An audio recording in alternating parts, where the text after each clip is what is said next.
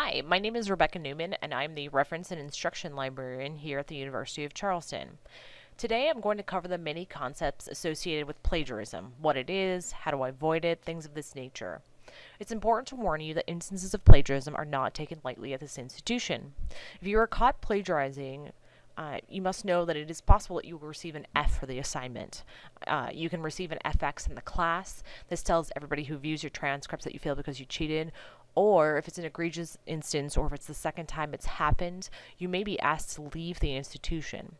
We feel it's very important that each student learns about plagiarism, what constitutes plagiarism, and how to avoid plagiarism, so that each individual clearly understands what the university and the academic community expects of them.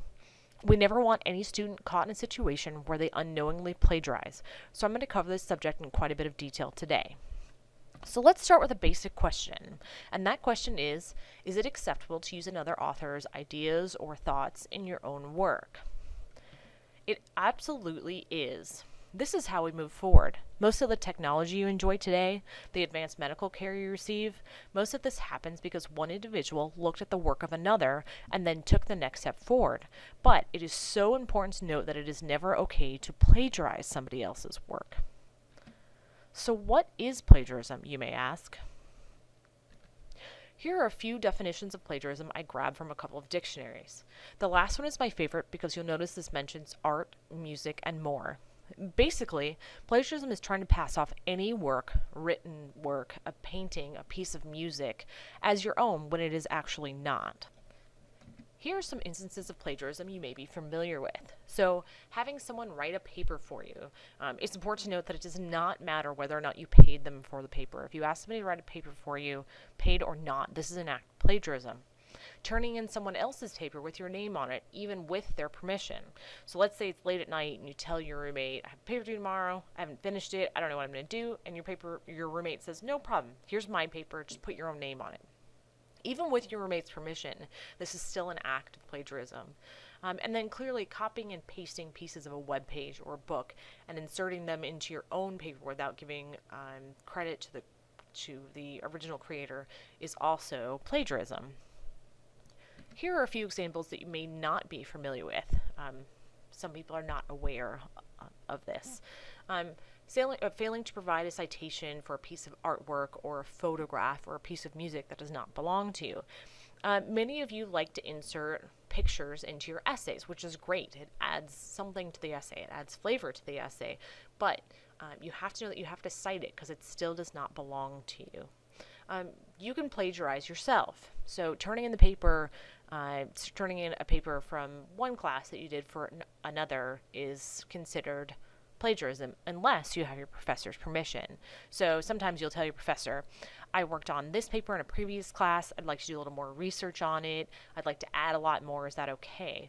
Sometimes your professors say, absolutely, work on what your previous research a little more, that's a great idea. But you absolutely cannot turn in work in one class that you did for another's class unless your professor is fully aware that you're doing it.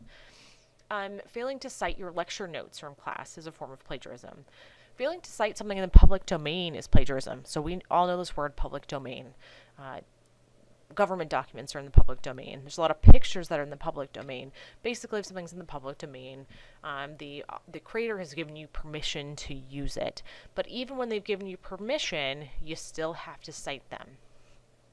And lastly, even when you quote, paraphrase, or summarize, and include some form of citation, if you do it improperly, it can still be considered plagiarism.